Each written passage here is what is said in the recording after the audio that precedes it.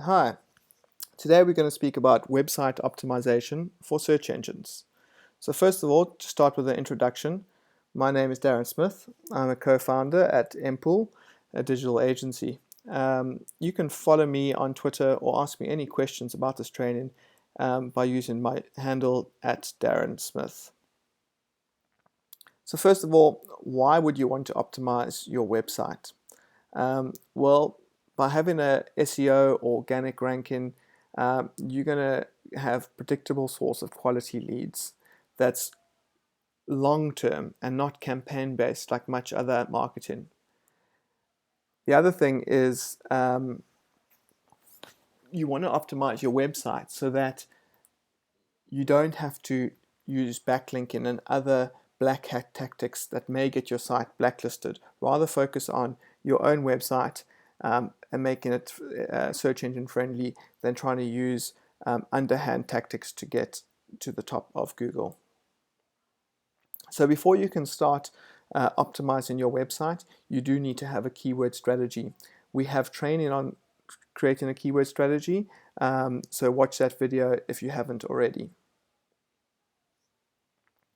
So the first thing you need is anchor pages.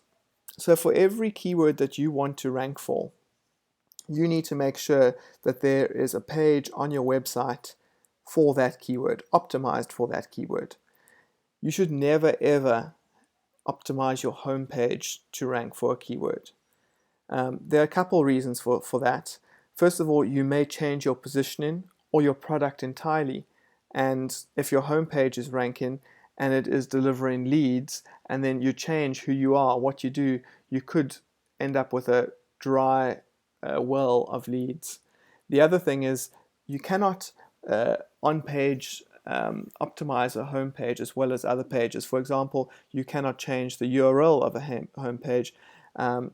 There's limited amount of keywords that you can put onto a homepage, especially if you want to get your message through very clearly, and if you want to use white space. So you can see in this example for window art, we have created a page that is specifically around the term glass art, and you can see how many times we've mentioned the word glass art on this page. So it makes sense to create bottom of funnel pages on your website. So it's very easy. You can create products and services pages for each of your products and services, and you use the most appropriate keyword from your keyword research to optimize that page. You can also include synonyms of other keywords related to your primary keyword for that page. Middle of funnel gets a little bit more difficult. You need to be smart, where you can put those terms under solutions and under FAQ. And then top of funnel, that's when it gets kind of confusing, because how do you put content on your site or anchor pages on your site that every other page is going to link to whenever you speak about that topic, where it's not what you do? So often what we do is we put those type of pages under resources, and sometimes we put them under blog pages. Then in terms of your website optimization, what domain should you use? So you got to remember that when it comes to search engines such as Google, the better their results, the more people use them. The more people use them, the more advertising they can sell and the more money they make. So they want lots and lots of people to use their search engines. And one of the ways that they do that is to make sure that you get localized, relevant results. So localization is very, very important for search engines. So if you have a .com website, but you are targeting Australia as an example, the other sites in Australia are going to take preference over yours because Google is trying to give Australian searchers more relevant results. So it is really important to have a local domain in each country that you operate in.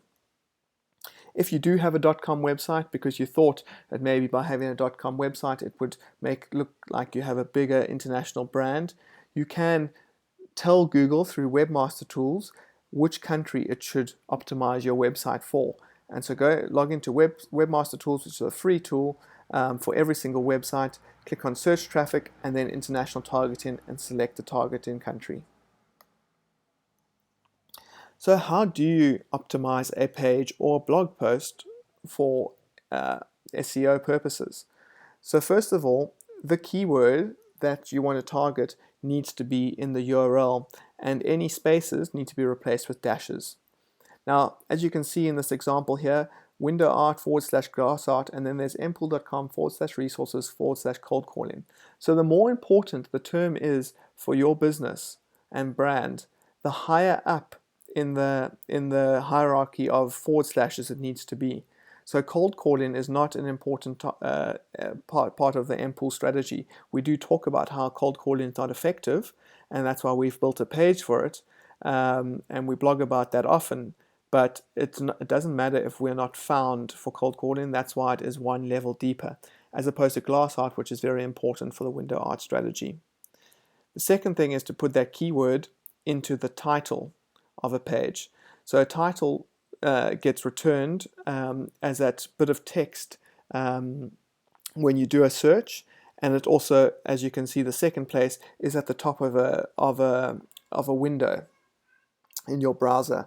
So it's very important to include your keyword, but also make that title enticing, because it's a way to increase the amount of people that will click on your result. The next thing is a meta description, which is the little piece of text underneath the title in the search result, and make sure the keyword is in there. Then there are several headings. H1 stands for heading 1, and there should only ever be one heading 1 on a page. If you right-click on a page and say view source, search for the H1 and make sure that there's only one H1 tag on that page. Web designers have a very bad reputation of putting multiple H1s onto a page, and that confuses search engines because it does not know what the page is actually about. So in your H1 tag, there should be your keyword, and in any other heading tags, you should try and include the keyword as well. It's not necessary, but it is a good thing. The other thing is keyword density, where you should have the keyword kind of 3 to 5 times within the text on the page.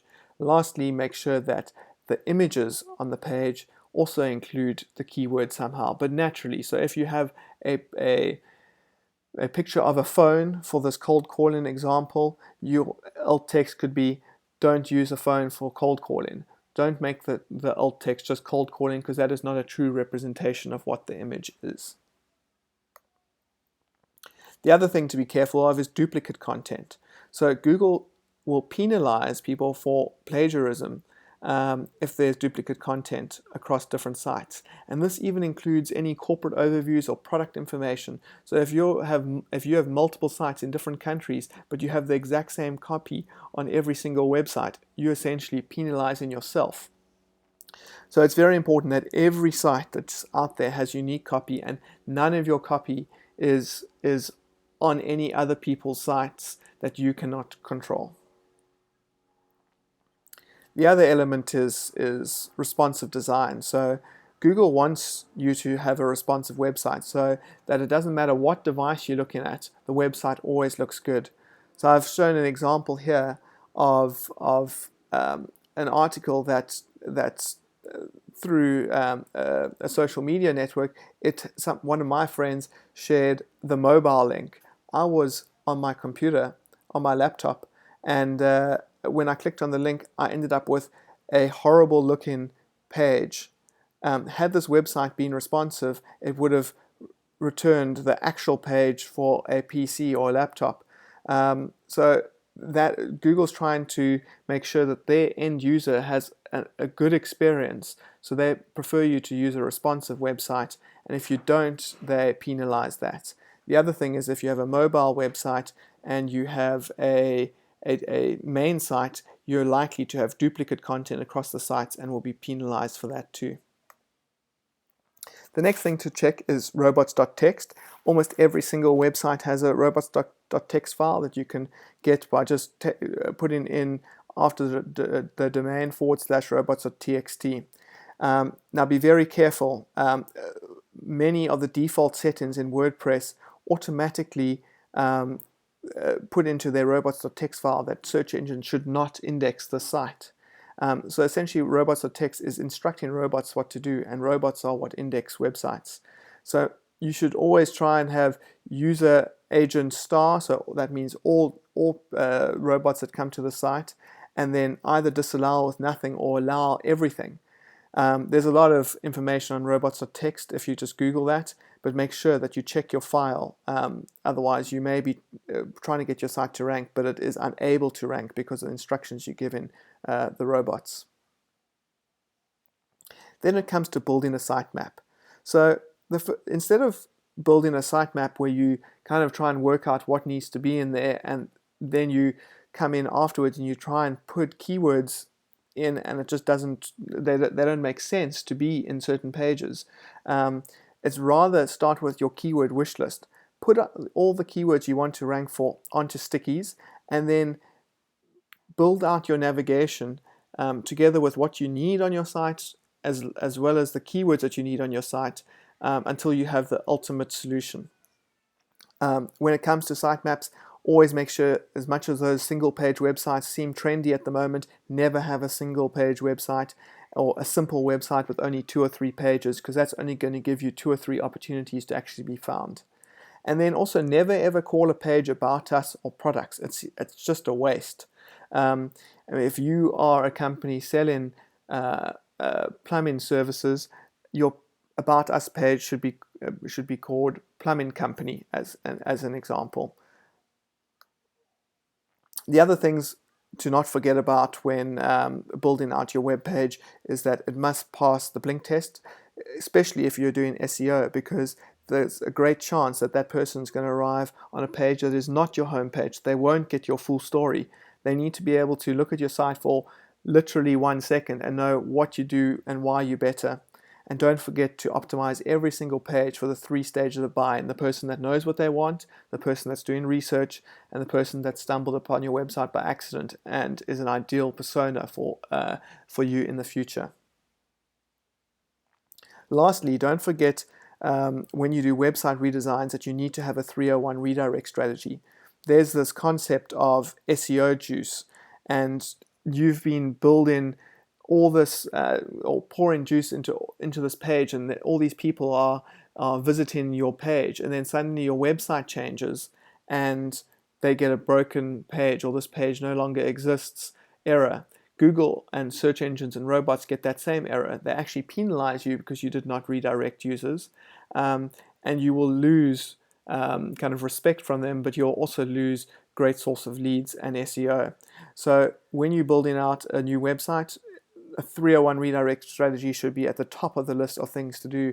And when you're building out a sitemap, you need to make sure that every single existing page on the website has a new place where it's going to sit and redirect to. Also make sure that your developers actually do a 301 redirect and not some other fancy type of redirect that doesn't actually achieve the same result in terms of passing the SEO juice to the new page. So I've got a task for you to complete to test what you've learned today. Go to office.mpool.com/academy-SEO-website to find your task. Thank you.